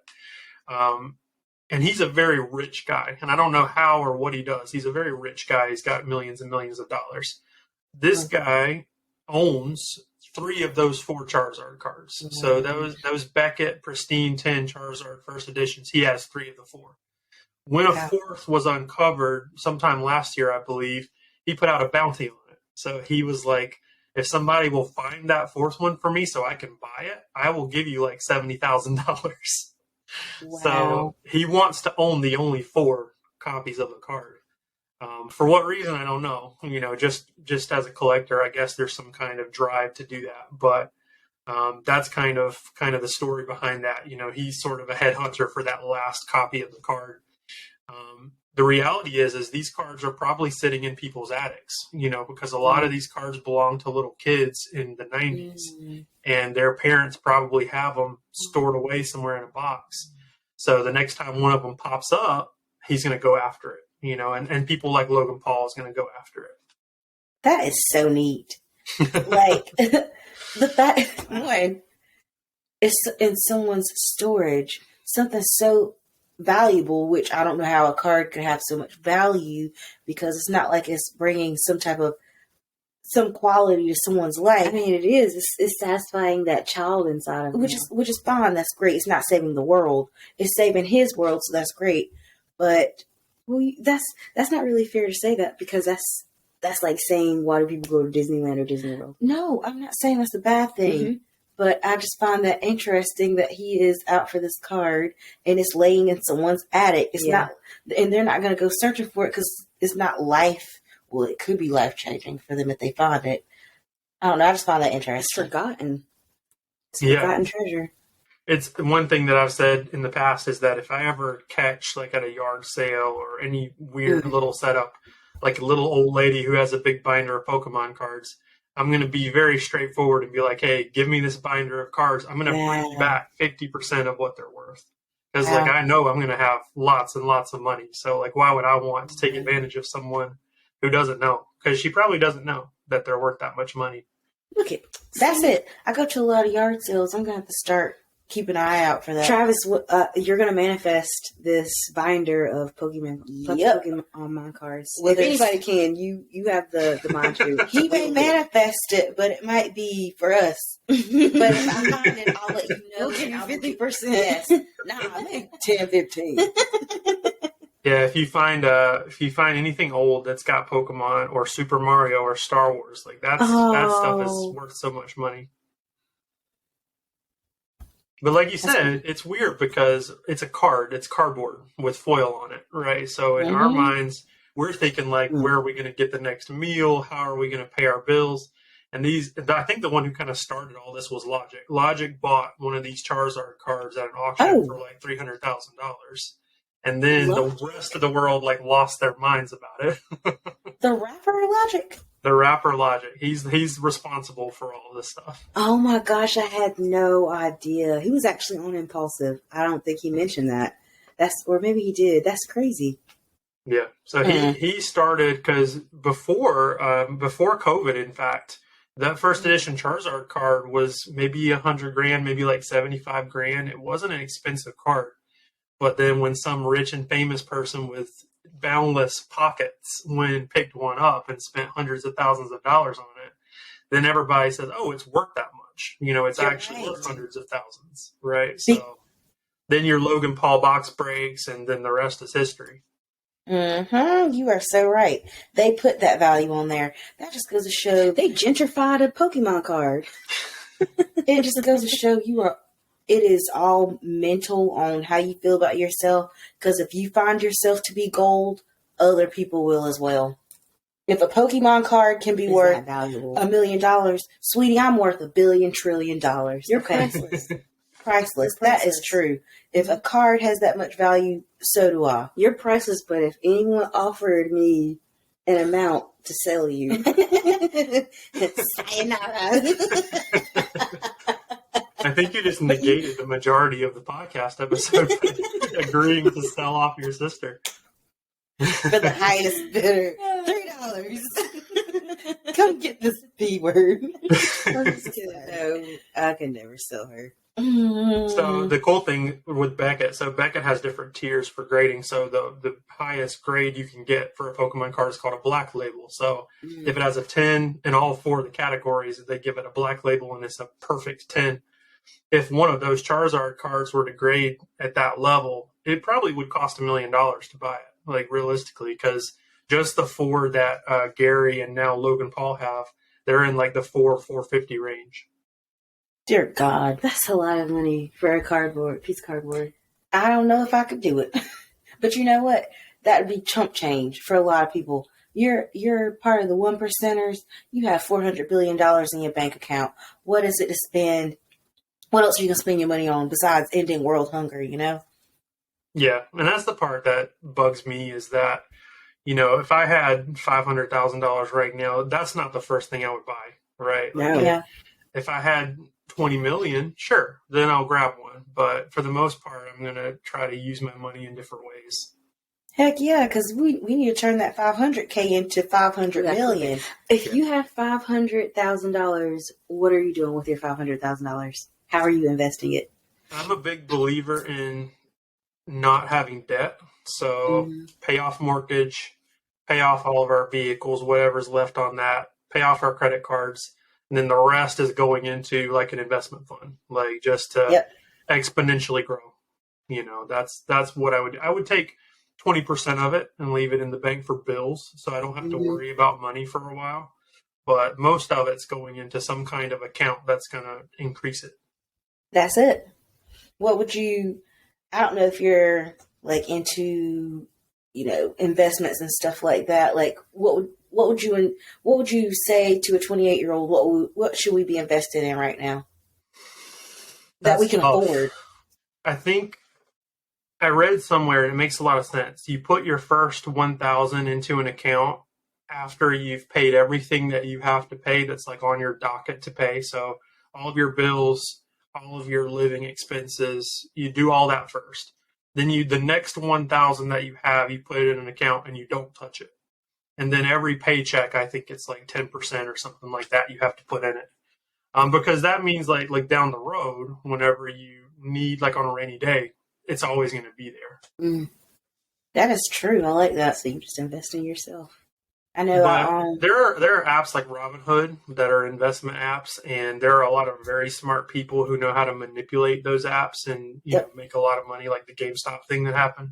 But I'm not one of them. I can't give any kind of investment advice. Because you know, once you invest in Robinhood, you have to keep looking at it. I thought you could just invest in it and, it'll fluctuate and, you know, I'll just come back on here and I'll have millions of dollars waiting for me. That's not how that works. You have to keep an eye on this thing. Wait, didn't something like tragic happen with GameStop? Didn't they just lose money overnight or?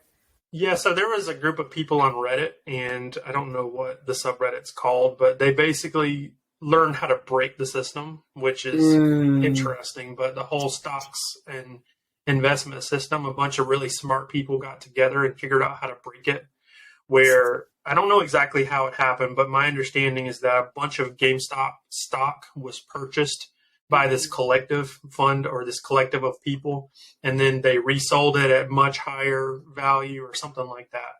And GameStop took a massive hit from it because they weren't doing anything illegal, but they still manipulated the way the stock was handled. Did they get in and trouble? they just made a lot of money. They got really rich. No. They got really rich. Why didn't they call me? White crime is never punished. It isn't. It is probably the most impactful. White collar crime? Yeah, white collar crime. White crime. Oh my God. That's definitely a clip. We're going to have to mark that one. White collar crime. You don't have to mark that one. white collar. You can take that any way you want. I'm just kidding. But yeah, white collar crime. Yeah, it's just a bunch of people who are really good at money who figured out how to break the stock market. Yeah, teach me. You know what? I watched. This is a great piggy bank to break. I watched this documentary on Discovery Health Channel when I was younger, and this lady woke up. She went to bed American and woke up. She had a stroke in her, I guess, her sleep, and she woke up with an English accent. Are you familiar with that? I've seen it before, yeah. Some people wake up and they have like the musical ability. Some people wake up with different accents. Yeah. Yeah. Oh, they wake up with music abilities too. I think that's like idiot savants, not trying to like. No, they woke up like this. I don't know who I am internally. I don't know what this brain. The brain is powerful. Mm-hmm. So, not saying I want to have a stroke in my sleep, but I wouldn't mind waking up and all of a sudden I'm Beethoven. Okay. Well, I better wake up Beethoven as well. You can wake up Beyonce. You literally wake up. Yeah, not that it's relevant, but I am aware at some point that Beyonce like insured her legs for like $1 million, which J-Lo too. Yeah, it's very interesting. Like you got that kind of money, that's the path. It's like if Beyonce breaks her legs, like she's gonna be fine. She does not have to perform anymore. That is you have to. It's just like what else do people do that on? Your legs are your asset. Like you have to protect your assets. What else do people put their insurance on besides like doctors? You know, malpractice and stuff. Yeah, but what? Oh yeah. So I was listening to someone who is a surgeon, and he insured his hands because he was obviously a top notch surgeon. He wasn't just some mediocre one. Because who's mediocre that's going to put insurance on mediocre fingers? Okay. So I thought that was interesting. Yeah, I mean, it's true. It happens. These are people with extremely valuable life skills, and you know, his hands are life giving. You know, he's saving people's lives, so it's a worthwhile thing to insure. But we just don't have that kind of money. That world doesn't exist for us yet. Right. Yeah, manifestation. Because between you and Catherine, y'all are headed down a great path. So that's true. We might get there one day where we can buy the Charizard. Mm-hmm. You will. If anyone can, you can, Travis. Asking you shall. I did ask Catherine that if I ever had a shot at one, could I keep it? And she said no. So I probably have to sell it. You are not keeping that card. Yeah, the ceiling is too high for it. You know, we have other needs, so it would be going pretty fast. Mm-hmm. Oh my God, I would get rid of it. If you can afford that, you should keep it. I tried to buy one several months ago, not a PSA 10, but like a PSA like 3.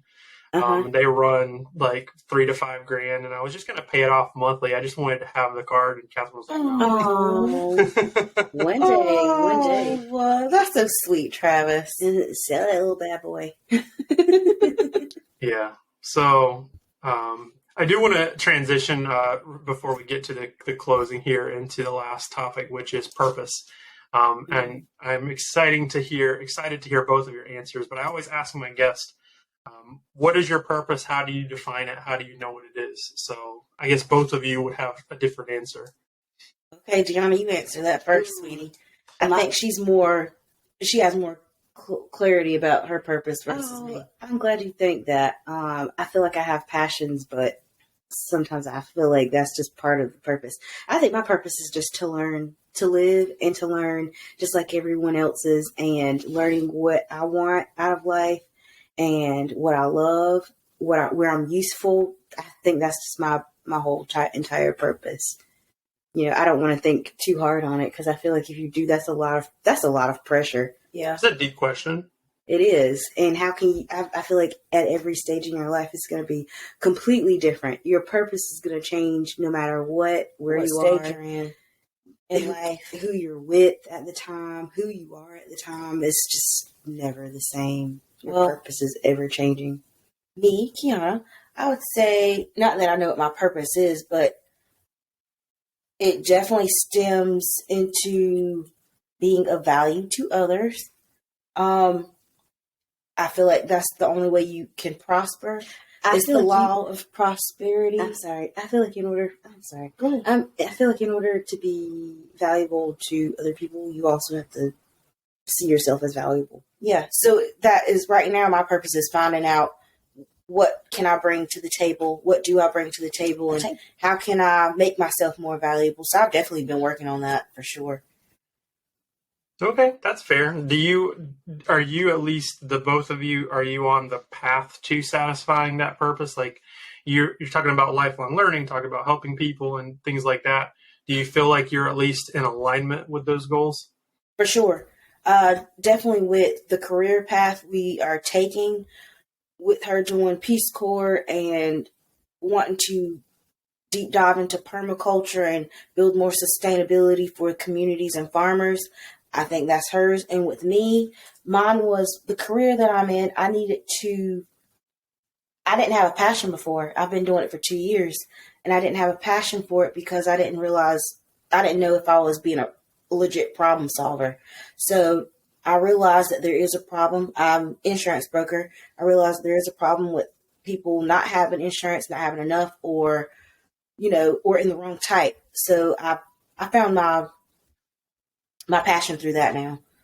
So Are you both, I mean, I'm assuming you'd be the same, but maybe totally different. Are you both people of faith? Are you believers? Do you believe in higher power, God, anything?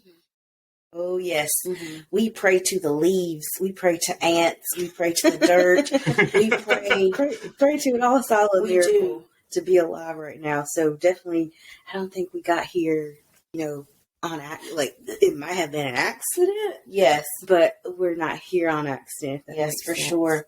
So I definitely believe there's a higher power out there.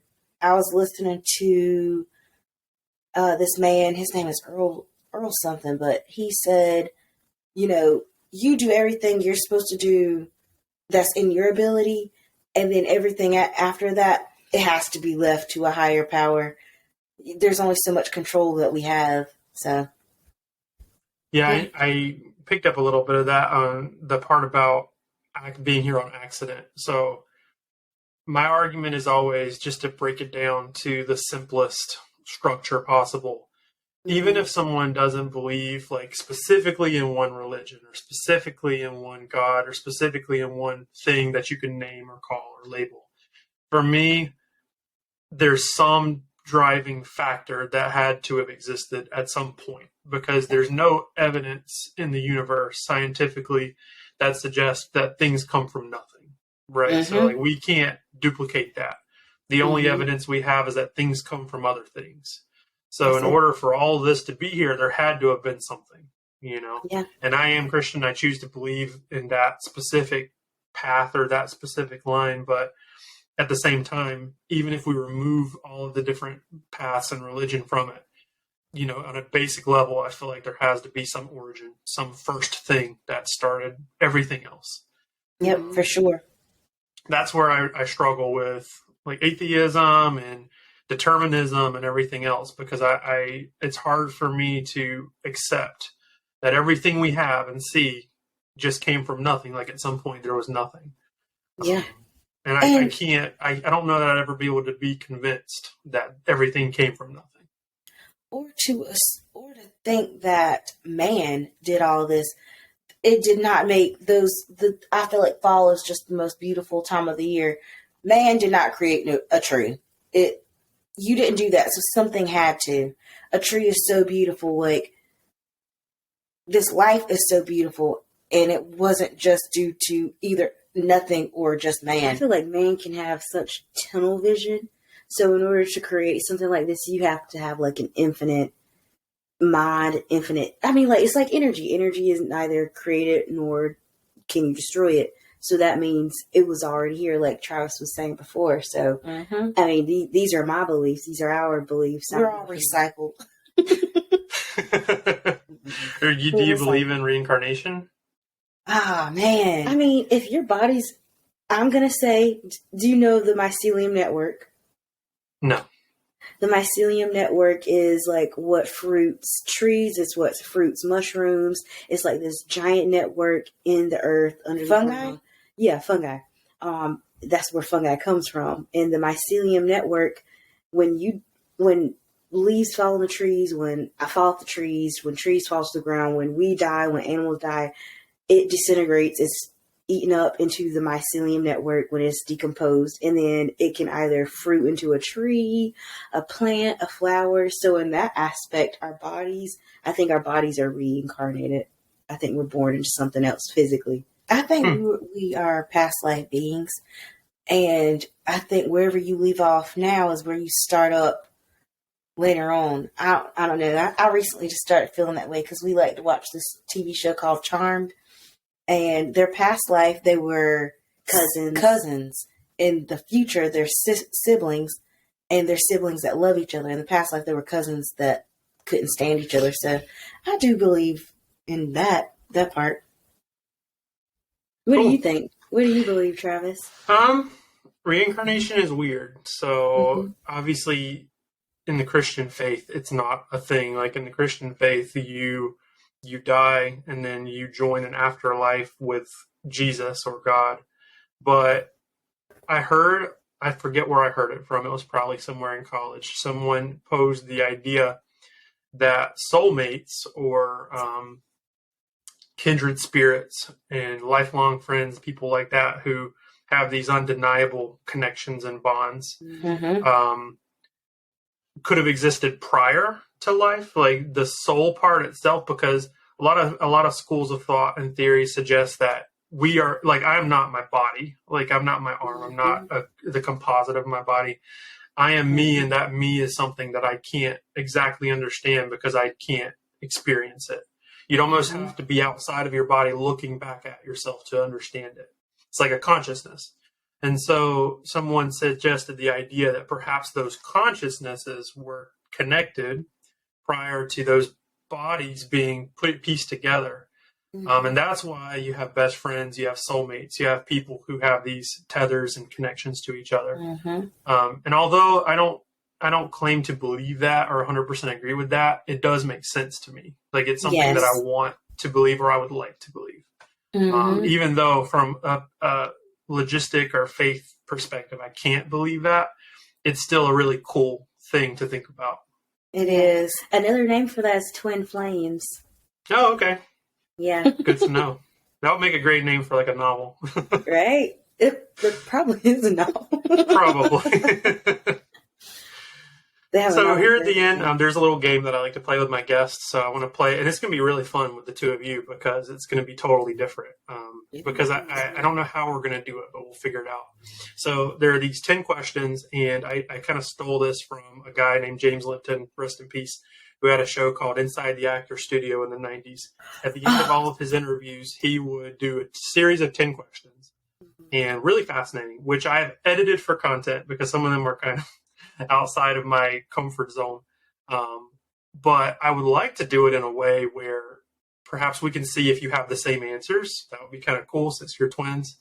But I'll ask you the questions and then let's see how you answer and see if they match up, which I think would be really fun. Should you ask the question and we like write it on our phone? Oh, yeah. To where she can't see it, and then if you can do that, yeah. If you can like text it to yourself, that would be kind of neat. And it'll be like somewhat like a quick answer. Well, you'll get your answer. You'll be the first to answer, and then I'll text it. Cool. Yeah, and Kiana can she can text herself, and then you can compare, kind of like match game. Yep. All righty. First question. Are you ready? All right. So you have to let her have time to write her answer, so don't blurt it out. Of course. What is your favorite word?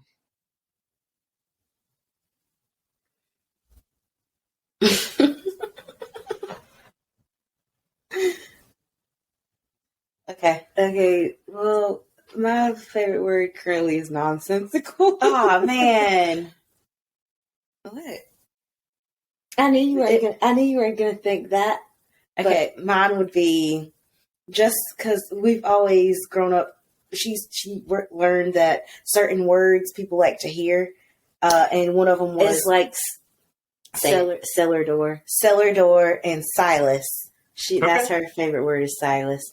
But I like nonsensical because I feel like everything that goes on in the world or that I see somewhere, I'm like, this is just nonsensical, but it makes no sense to me why someone would want to do that. My other favorite word would be solace. I just like the way it sounds, and it means comfort, and I like that. All right. What is your least favorite word? Oh.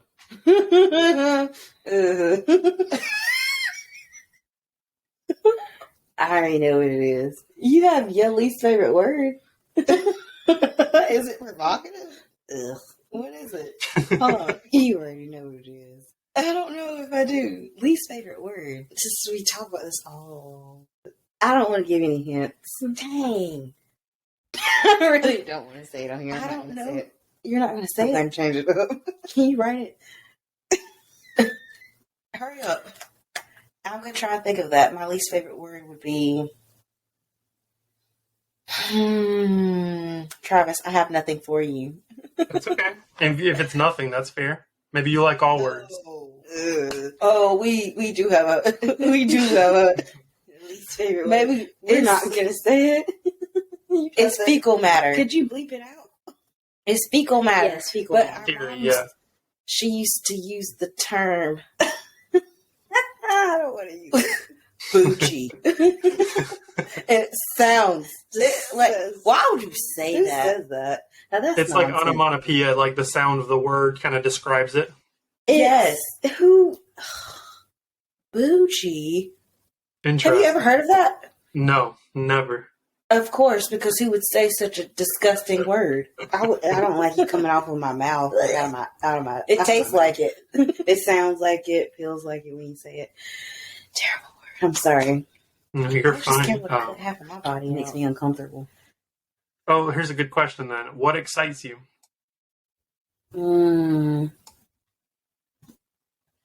Okay, I'm gonna. All right, tell your answer. I have mine typed out. Freedom.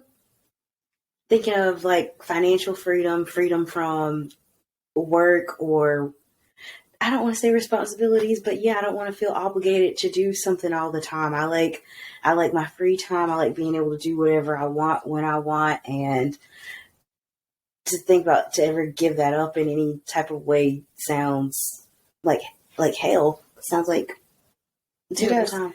I agree with that. My excitement, I love weather. Nice weather. It makes me elated to be alive. I love it. So Okay. any kind of weather? No, nice weather, sunny, greenery, fall. I love to see the leaves changing colors and cozy days. Like today was one of those kind of dreary, but it's not raining and you can just sit and relax and take a nap. That excites me. What upsets you? I know one for me. When Gianna's not nice to me, it hurts my heart because I feel like I'm kind to you all the time, and I get on her. I'm like, could you please stop treating me like that? Like those people that enable Obesity. the morbidly obese. They take them to McDonald's. They grab them like several pizzas. She would be the person that, because she loves me so much, it wouldn't be hard to guilt trip her into. No, and she could give me 20 items that she needed, and she said even if you forgot the pickles, you would run out and buy me pickles. We would fight, and she was like, "I did all this for you, and you couldn't even like be appreciative." But I'm sorry. What's yours? What upsets you? What upsets? I feel like it upsets her the most is family putting all of the responsibilities on her, inconsiderate of her time and what she wants to do.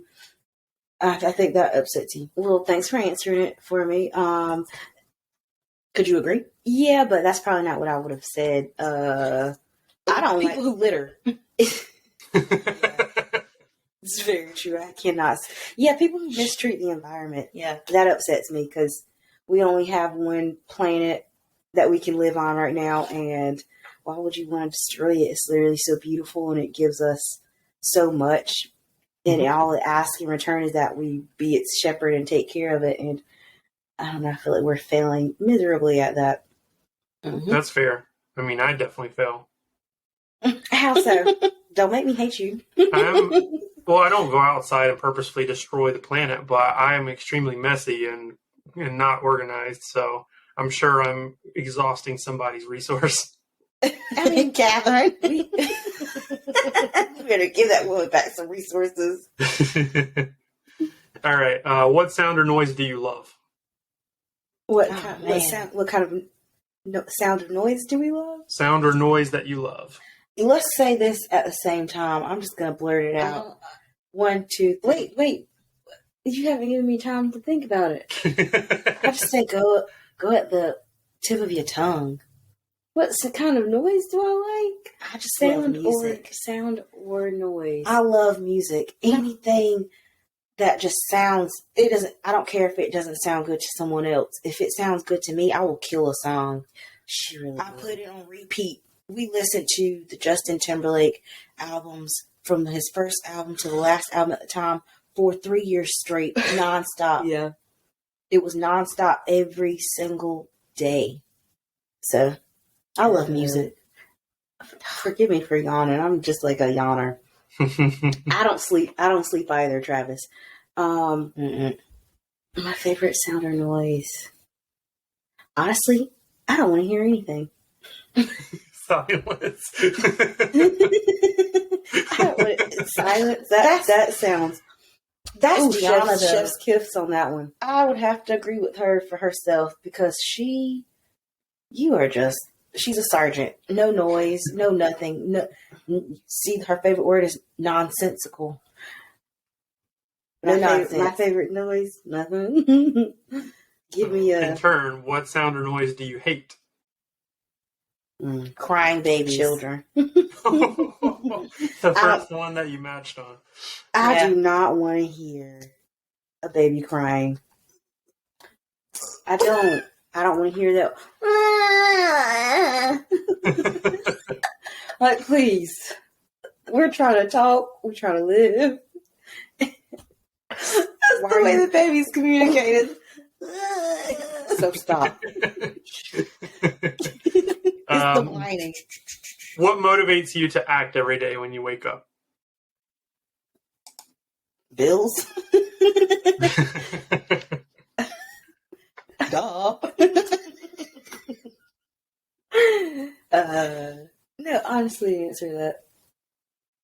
Bills. Hey, that's a totally fair answer. Everybody's got to pay them. Yeah, you just think about there's a price to pay when you're born. Like, it's not just death. It is bills, but it's about finding a passion that supplies you financially to pay those bills. Because you want to have something that you enjoy to do, and that's hard to find with the era that, at least I feel like, before social media came out, people love filming themselves and doing stuff like that. Could you not? So that, I feel like it's easier for these youngsters to find a passion with videoing. But before that, it was, what do you want to do that's going to bring you money, but you love to do it? It's not a job. So I guess that. I want to leave a legacy. I want to leave behind something when I die. So that means I got to get up and make something to leave something. So that's what drives me. Mm-hmm. I want to leave something, not just for myself, because I'm going to be dead and gone, but I want someone else to enjoy my work, love it, and benefit off of it. Amen. Okay. What profession other than your own would you like to try? Deanna's would be, I used to be that. Yeah, acting. It used to, I sit with myself recently and try to remember what I used to love when I was younger. Because, you get older and people beat those dreams out of you. It was acting, to sing. I don't know, just to be in front of a camera and be able to express yourself.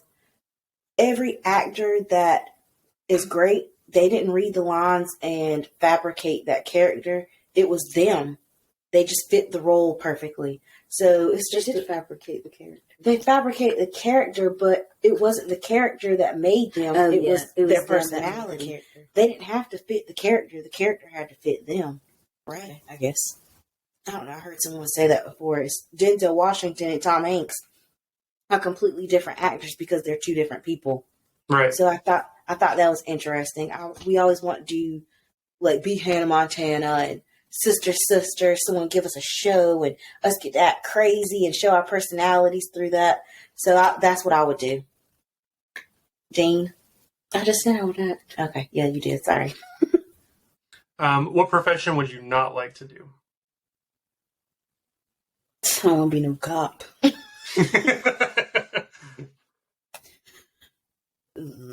I wouldn't want to be a teacher. Okay. I think it's nice to teach children outside of the classroom, but just to be stuck with them all day. Just the bad ones. We love great children. We love good children. I work at a tutoring center. We love well-behaved, you got manners, and even if they don't, I realize someone's not teaching you that at home, so if you can easily learn it while you're here with me, I'd be okay with that, but no, I wouldn't want to be a teacher. Okay. And here's the last one. This is the hardest. So, Ooh. if heaven exists, what would you like to hear God say when you arrive at the pearly gates? You were a perfect warrior. You did what I needed you to do, and you left behind an imprint. I don't know. Yeah, job well done. Yeah, job well done. When and We won't send you back. when and You are here forever. I feel like that whole reincarnation is because you didn't do what you need to do the first time. So now we got to try this again. yeah, Good job. Great job. Yeah. you made I it. love those questions. Yeah, Travis. they're very insightful. Good job. They're really cool. It's something that I try to give credit every time because I stole them from someone else. But it's just like a little. If nobody listened to any other part of the episode, that's the part that I would want them to hear because that's a little like glimpse of you, like a picture of who you are. It sums it up. That man that you were talking about, we actually really loved him too, with the glasses and His little beard, and his He'd little always have his his little nice bald suit on. hair. It was brown. Yes, he was amazing. I think he passed away like a couple years ago. Yeah, he died. I'm not sure how recently, but he is dead. But yeah, he did like a conversation style thing, very similar to this. So My favorite, another TV host I loved was Alex Trebek. oh yeah, I love Jeopardy. The guy they have on there now is Jenkins. He's really good too. He was meant for it. hmm Well, who's your most favorite interview with James? I'm sorry. Who's your favorite interviewee? Oh, with James. I know he did some stuff like I don't know if he did both Brad Pitt and Angelina Jolie. Deanna, I was literally about Angelina. Yeah, just because they were super cool at the time, not so much Yes. anymore. But they're weird people. So Travis, literally, she's part of my routine in the morning. He asked her, so who are you? And then she says, I'm a woman. I am who I need to be, like, when it matters, like, when I need to be. Like, I am who I am when I need to be who I am. Like, that is my favorite one, too, Travis. Yep. It is. So just to conclude, I want to thank you both for your time. We've had a really fun conversation. We're going to have to do a part 2, of course, at some point. But really good, insightful conversation. And as per usual, I'd like to give you both the final word. So you can say whatever you want, shout out whatever you want, anything, nothing's off the table. And then we'll conclude. Shout out to all the beautiful people. And thank you for having us. Next time on that part 2, we need to interview you. So part 2 with us, interview you. John, who do you shout out? Angelina Jolie, if you're listening. Who else? Justin Timberlake. Shout out to Riri. And word to your mama. Who you got? You did agree. You feel pretty confident about that? Yeah, she said it all. Fair why enough. would I add on to that tangent? If anything, if you didn't have words to say. All right. Appreciate it. Love you.